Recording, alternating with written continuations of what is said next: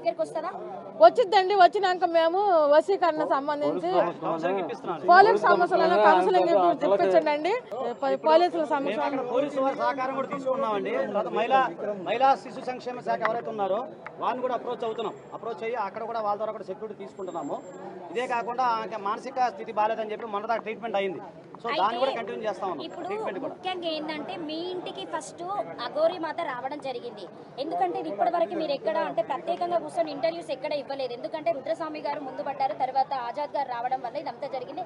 తర్వాత తను వచ్చారు, రాధిక గారు వచ్చారు ఫస్ట్ వైఫ్ అని చెప్పేసి. మీరు ఒక్క ఇంటర్వ్యూ కూడా కూర్చొని ఎవరికి ఇవ్వడం లేదు కాబట్టి అంటే ఫస్ట్ మీరు చేసిన తప్పు వల్లనే అఘోరి మాతకు అంత ఛాన్స్ ఇచ్చారని చెప్పేసి జనాలు మాట్లాడుతున్నారు. దానికి మీరు ఏం ఆన్సర్? మేము ఎటువంటి తప్పు చేయలేదండి. ఒక దొంగ అఘోరి రూపంలో ఒక మాతలాగా వచ్చి మేము మాత అనుకుని నమ్మి ఆడమనిషి పిల్లని ఏం చేసేది అనుకున్నామండి. ఇంత రాక్షసుడిలాగా ఆడవాళ్ళని హింసిస్తాడని అనుకోలేదండి. రాజుగా మాకు చూస్తే నాకు ఎంతో జాలిగా ఉందండి. ఆ పిల్లని అట్లా చేసి మోసం చేశాడు. రాజుగా లాంటి వాళ్ళు ఎంతమంది ఉన్నారంటండి. అట్లాంటి వాళ్ళు నా పిల్లల్ని కూడా ఒక మోసం చేసేసి నా పిల్లని అమ్మేయాలని చూస్తాడండి. అఘోరి వెనకాల ఎవరైనా ఉన్నారని అనుకుంటున్నారా మీరు? ఖచ్చితంగా అనుకుంటారండి. ఎవరైనా పెద్దల హస్తం ఉందేమో నేను అనుకుంటున్నానండి. అంటే మీ దగ్గర మీ ఇంట్లో ఉన్నప్పుడు ఎప్పుడన్నా ఫోన్లు మాట్లాడము, ఎవరితోనన్నా చెప్పడము, ఇట్లా నేను అఘోరిని తీసుకొస్తున్నా, అమ్మాయిలని ఇట్లా వశపరుస్తున్నాం కదా, ఇలాగ బలిస్తారని చెప్పేసి మాట్లాడుతున్నారు. ఒకవేళ రుద్రస్వామి గారు అలాగే ఆజాద్ గారు ఆ అమ్మాయి రాధిక ముందుకు రాకపోతే వర్షిణి అనే అమ్మాయి ఈ రోజు హైదరాబాద్కి వచ్చేదా, లేకపోతే అమ్మాయిని ఎక్కడన్నా నరబలి లాగా ఇస్తారని చెప్పేసి మాట్లాడుతున్నారు. ఖచ్చితంగా నరబలి ఇచ్చేసేదండి రుద్రస్వామి గారు, ఈ రాధిక గారు, మాకు CCTV భాను గారు, నంబర్ 1 న్యూస్ వాళ్ళు, మీడియా వాళ్ళు అందరూ ఉండి మాకు సహాయం, ఆజాద్ గారు కూడా సహాయం చేశారండి. శివరుద్ర స్వామి గారి వల్ల మా పిల్ల బయటపడిందండి.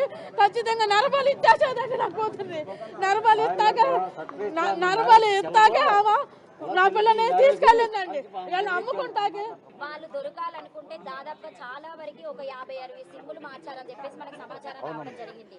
సో అంటే మీ పాప చిన్నప్పటి నుండి మీతో ఎట్లుండేది అంటే చాలా అన్యాయంగా ఉండేది. మామూలుగా ఎడ్యుకేషన్ లాగా మామూలుగా ర్యాంక్ చేసిన బాగుండేది.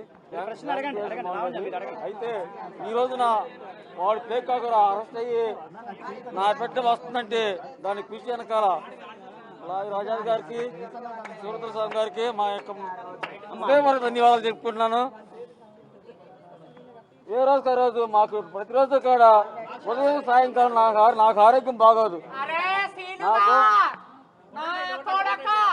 నీకు పోయే కాలం వచ్చిందిరా ముండా కొడక, ఎంత మందిని బాధపట్టావురా నువ్వు.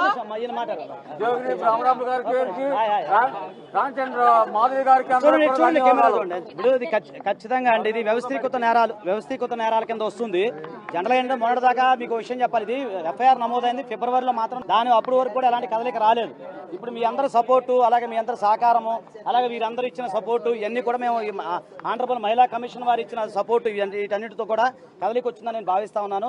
ఈ సందర్భంగా పోలీసు వారికి, మహిళా కమిషన్ వారికి, మీ అందరికీ కూడా మన కుటుంబ సభ్యులందరూ కూడా పేరు పేరున ధన్యవాదాలు. సరే, చాలా మంది ఉన్నారు ఇక్కడ, అందరూ తెలిసిన వాళ్ళే. దయచేసి పేర్లు చెప్పలేదని చెప్పి కోపగించుకోమాకండి. రేపు మళ్ళీ అట్లే లేదు, మీ అందరూ కూడా నా సిస్టర్స్, నా కుటుంబ సభ్యులు.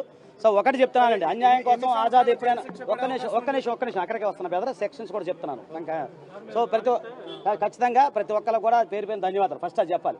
తర్వాత ఏంటంటే ఇది ఏంటంటే అన్ని వ్యవస్థీకృత నేరాలు కాబట్టి ఇవన్నీ కూడా అబౌవ్ 7 years నేరాలే. ఎందుకంటే 318 చీటింగ్ కేసు ఏదైతే ఉందో అది 7 years పడతా ఉంది. నెక్స్ట్ ఇక్కడ ఏంటంటే బయలుల మోడస్టీకి సంబంధించిన విషయము, ఇవన్నీ కూడా వ్యవస్థీకృత నేరాలు వస్తాయి కాబట్టి నెక్స్ట్ FIR కూడా ఎక్కడ నమోదవుతుందంటే ప్లేస్ ఆఫ్ అఫెన్స్ కరీంనగర్లో జరిగింది కాబట్టి అక్కడ శ్రీవర్షినికి లేదండి, ఆమె బాధితురాలుగా మేము చూస్తాము. శ్రీవర్షిని కూడా బాధితురాలుగా చూస్తాము. ఆమెను కూడా శ్రీ మహిళా సంక్షేమ కార్యక్రమం ఎవరికన్నా కూడా మేము సబ్మిట్ చేసి ఆమె కొంత కౌన్సిలింగ్ ఇచ్చి ముందుగా కౌన్సిలింగ్ ఇచ్చి ఆమె మైండ్ని మార్చాలనే ప్రయత్నంలో ఉన్నాం. సార్ ఇప్పుడు నేను సైంటిఫిక్ రీజన్గా తెలుసుకుంటే యునిక్ అంటారంట. యునిక్ అనే కొత్త పదం, అది నాకు కూడా తెలియదు, అది డిక్షనరీ మీరు చూసుకోండి. అంటే అంగం 7 years అబౌవ్ ఉండదు. వ్యవస్థీకృత నేరాలు పెట్టాలని చెప్తా ఉన్నాము. అంటే ఒక అంగం లేని మగవాడిగానే భావించాలని చెప్పేసి మేము, అంటే నాకున్న సైన్స్ రీజన్స్ గురించి మాకు తెలిసిన ఇన్ఫర్మేషన్ అది వచ్చిందండి. అది ఏమంటే ఎవరైనా డాక్టర్ గారిని మీరు అడగాలి. అది డాక్టర్ సంబంధించి. మీరు చెప్పండి, మీ ఇంట్లో ఉన్నప్పుడు ఎప్పుడైనా వశీకరణం గురించి, నరబలి గురించి, అంటే వేరే వాళ్ళ విషయంలో అట్లా మాట్లాడిన దాఖలాలు ఏమైనా ఉన్నాయా? పొలిటీషియన్తో మాట్లాడేదండి. పొలిటీషియన్లతో మాట్లాడేదా? ఓకే, ఏమని మాట్లాడేది అట్లా పొలిటీషియన్లతో? పేరు చెప్పకూడదు తెలియదు కానీ మన తెలంగాణ మాజీ చీఫ్ మినిస్టర్ KTR గారితో మాట్లాడేది.